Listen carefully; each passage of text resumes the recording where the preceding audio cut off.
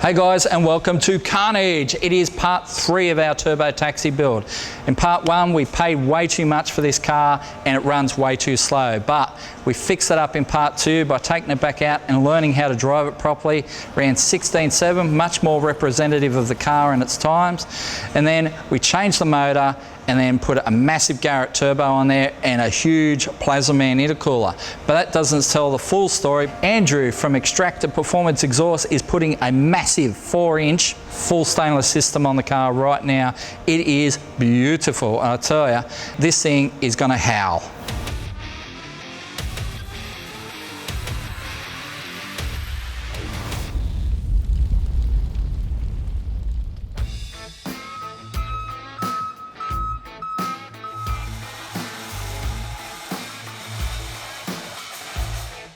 So is that just a mould steel piece, or is it? It's just a bit of 409, so it's a magnetic stainless, but it's an exhaust grade stainless. So it's the same as like all your factory OEM, factory GM ones, how they go that sort of that bronzy colour. So it's the same material as OEM, but you can stretch this twice as far as what your 304 stretches like mild steel. So it's still a ferrous material, it is magnetic, but it is an exhaust grade stainless. So the rest of the exhaust system's in 304 stainless? The rest 4-inch dump is in... And this is 409? T409 stainless? Yep.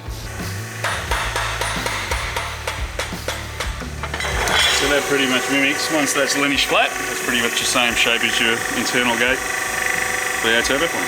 Awesome.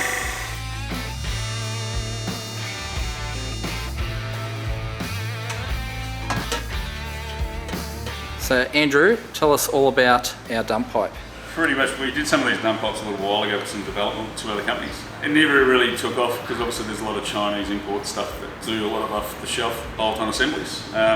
We still do a few of our own in-house custom ones with big application power. We do a bit of stuff with the guys at Max Performance and some of their big stuff. But yeah, pretty much all it is, it's, we do them in 3.5 and 4-inch. The mouthpiece is actually pressed out of a bit of 4-inch 409. It's the only way we can actually get the shape of the internal gate. And yeah, the rest is all just segmented out of the 4-inch 304.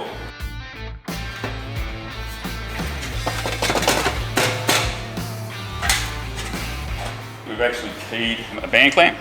So the reason you did this is for ground clearance, yeah? Yeah, we go to that V-band, it's going to add at least probably another 18 mil more.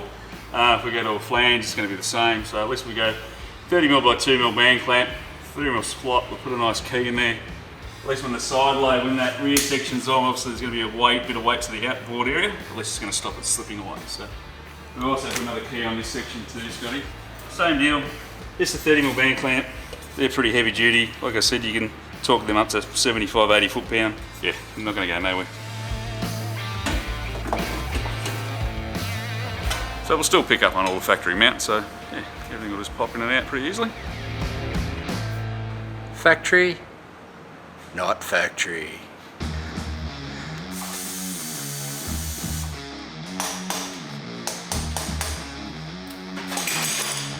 While we've got the exhaust system out of the car, we thought we'd have a look at this tail shaft situation. So here's our factory shaft, and it's nice and chunky, but they reckon they go at about the 380 to 400 rear wheel kilowatt mark.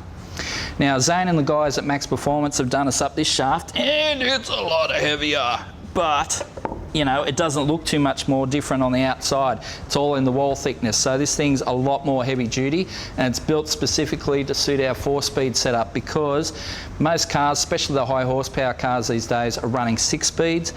So 4-speed, high horsepower combos are usually pretty rare. As you can see, it's still got a uni in the center rather than the CV joint that the XR turbo cars run, but I don't think that's going to hurt us at all. So we'll get this thing in the car.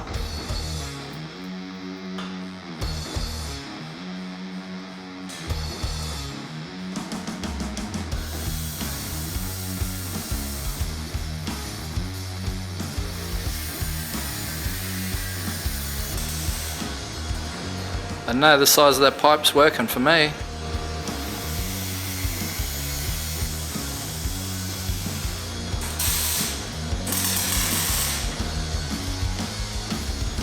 That's a lot of pipe.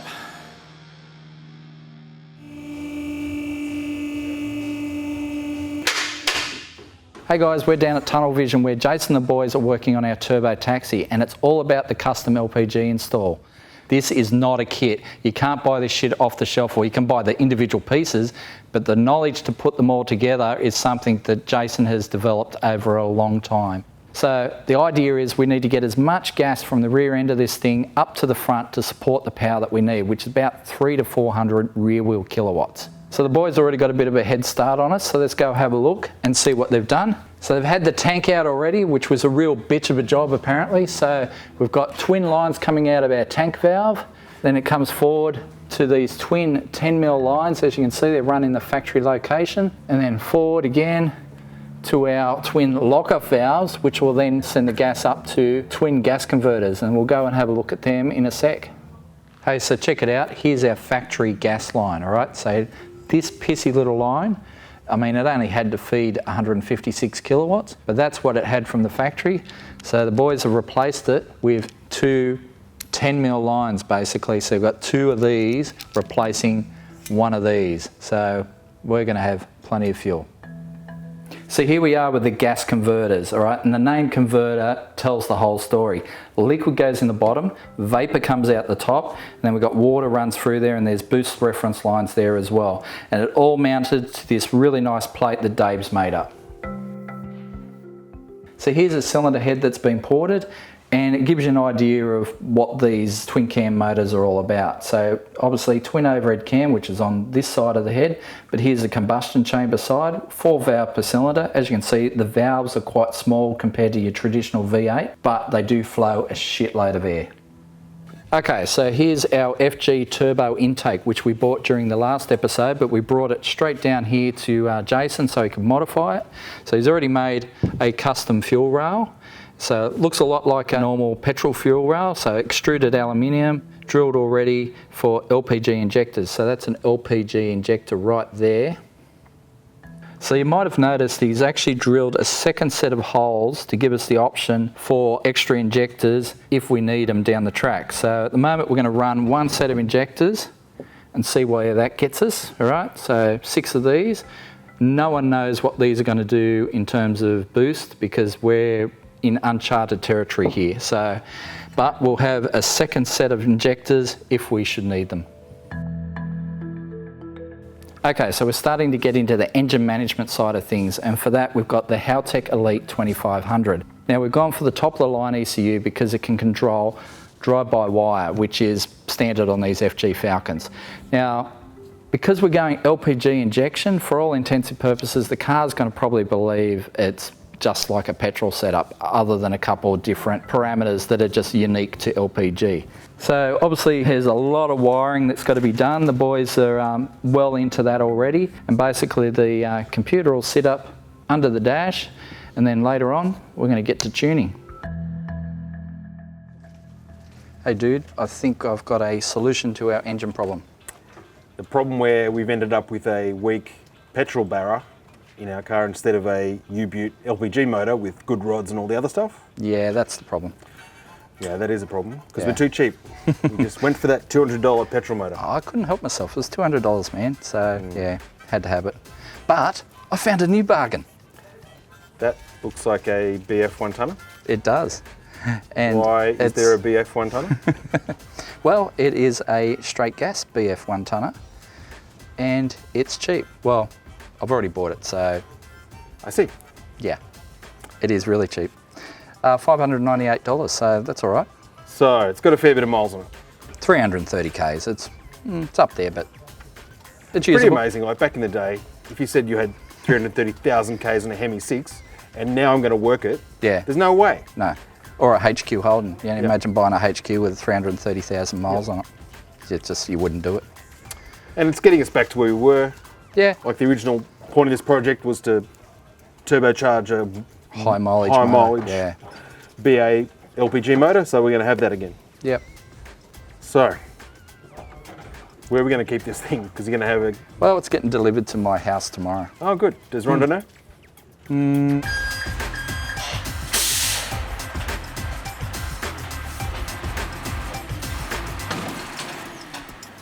Okay, so just by luck, buy a parts car and it doesn't start. So we'll do it this way. Whoosh! Here we go. So we're getting pretty close to this taxi running and driving, so we thought we'd come and get some tyres. You know, we need some drag radials, so this thing's going to hook up on the quarter. And we're down here at Speed Pro because pretty much they are the cheapest game in town when it comes to drag radials. So let's go see what they've got for us.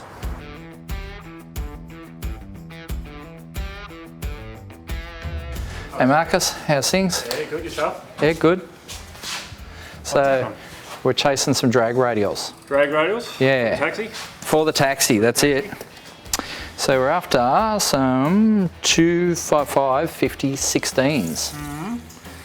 Unfortunately, they only do them in the SS. They don't do them. Yeah, they don't have big range of tyres in the 16-inch range. But, Yeah, it's kind of limiting us. Yeah. SS still a good tyre. Don't hook up, make it go quick. Cool.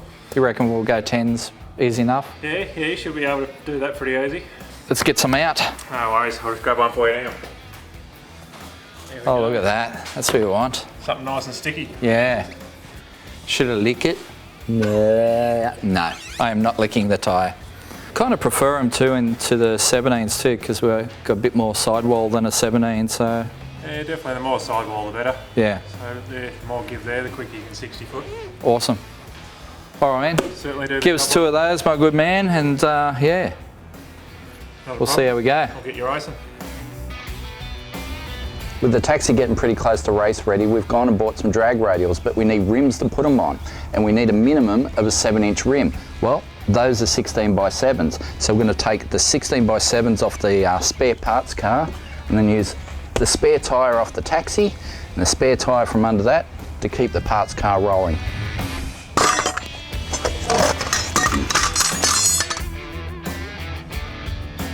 Okay, where we got part A, part B. There we go. Oh.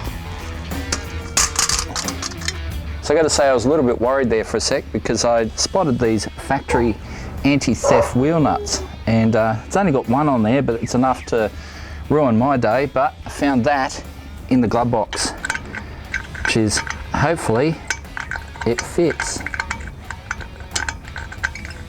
Hopefully. There we go. Look at that. Loosen the nuts off, and then we'll jack her up.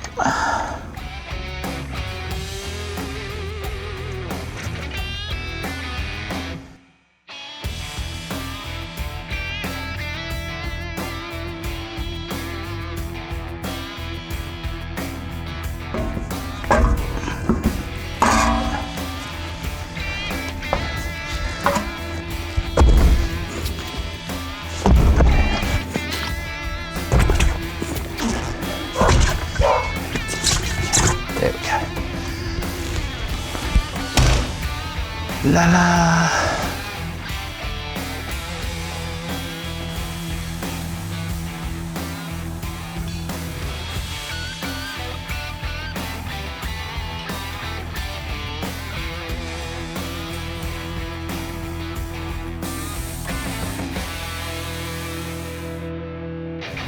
Okay, so this job's not all rainbows and unicorns.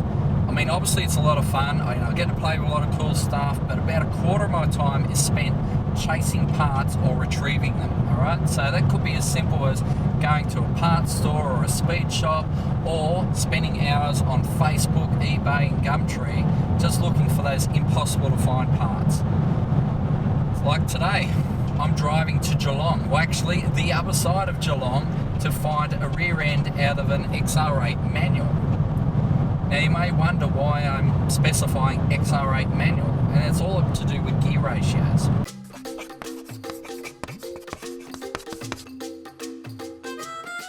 Okay guys, gonna get a bit technical here, stay with me. Now we've got an FG Falcon taxi with a BTR 4-speed and an M80 diff. It's very poverty pack, okay? So, in the M80 and the Falcons, there's no LSD option. Now people might say, why not get the M86 rear end from one of the performance models? Now the problem with that is the M86 rear, bigger housing, bigger axles, it won't just plug in. You need the whole cradle, right? The whole kit and caboodle. So that's why we found this BF XR8 manual setup for 300 bucks, bargain.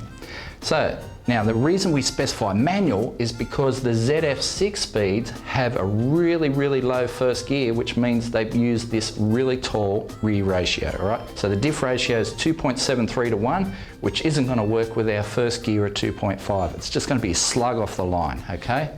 So we want something with a bit more spark, so we've chosen this rear end, 3.46 to 1, with the M86 and the LSD, 300 bucks, that's a bargain.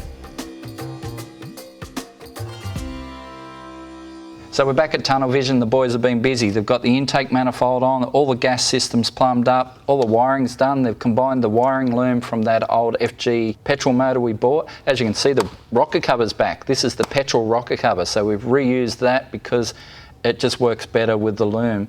And the boys have spliced the loom together with a Haltech loom, which is now piggybacked off the factory computer.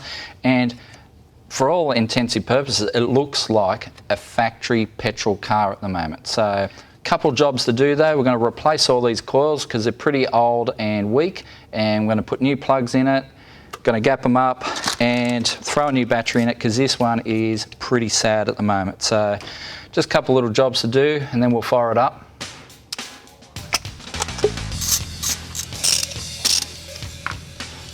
Come on, baby. Come on. So Jason's pre-gapped the spark plugs because he doesn't trust me, but they're 22 thou. Spot on. Because we're going to an alloy head, just give them a little anti-seize. Don't want to go stripping or galling any threads.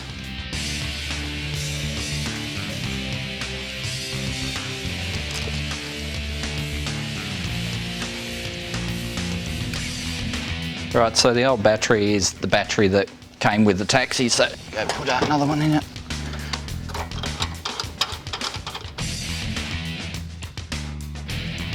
So at the moment I'm just pulling the wastegate actuator off because the boost spring is at 14 pounds. So 14 pounds is way too much for this one set of injectors.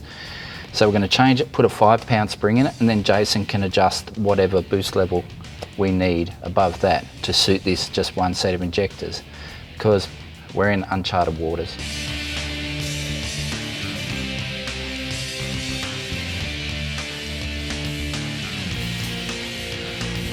There we have it, one wastegate.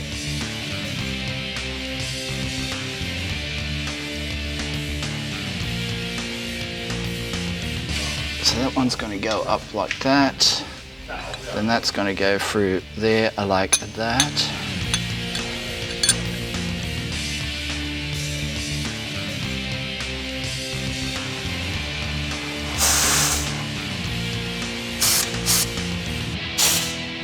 Full boost, bro. So Haltech's all wired up. We've got the wastegate sorted. We've done the coils, we've done the plugs. The thing's all wired up, ready to go. We're going to see if this thing starts in a sec.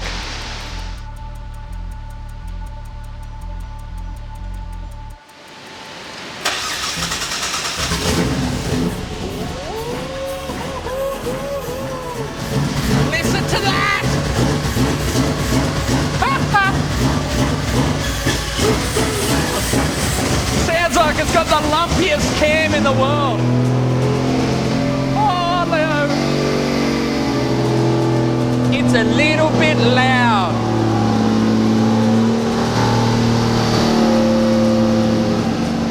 It's the ballsiest sounding taxi ever.